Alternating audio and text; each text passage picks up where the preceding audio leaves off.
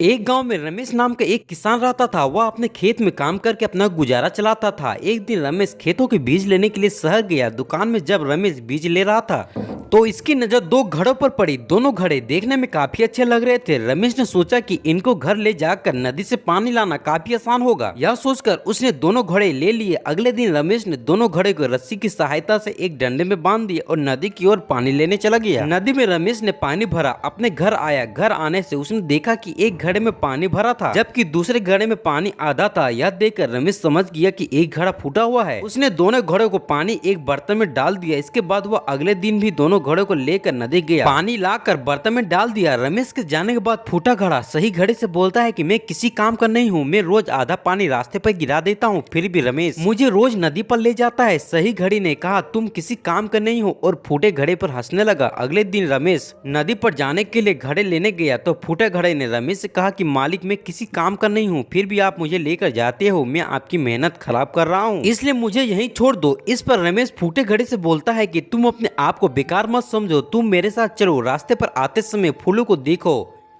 उससे तुम्हारा मन ठीक हो जाएगा। फूटा घड़ा मान लिया। रमेश दोनों घड़े लेकर नदी पे पानी लेने चला गया। आते समय फूटे घड़े ने रास्ते पर फूलों को देखा तो उसका मन काफी अच्छा लगा, लेकिन जैसे ही घर पहुंचा उसने अपने अंदर आधा पानी देखा तो वह फिर से दुखी हो गया। रमेश ने फूटे घड़े को बताया कि तुम बेकार नहीं हो, तुम भी बड़ी काम के हो। जब मुझे पता लगा तुम फूटे हो तो मैंने फूलों के बीज लाकर रास्ते में बो दिए। जब तुम रास्ते पर आते समय फूलों को देखे वह सब तुम्हारे पानी से ही उगे हैं। इसके साथ तुम्हारी वजह से मुझे फायदा भी हो रहा है, क्योंकि इन रास्ते में फूलों को बाजार में ले जाकर बेच देता हूँ, जिससे मुझे इसकी अच्छी कीमत मिल जाती है। यह बात सुनकर फूटे घड़े के महसूस हुआ कि मैं बेकार नहीं हूँ, मैं भी कुछ काम का हूँ। दोस्तों, इस कहानी से हमें यह सीख मिलती है कि कोई भी चीज बेकार नहीं होती है, हमें उसकी अच्छाई को ढूंढ कर निखारना चाहिए।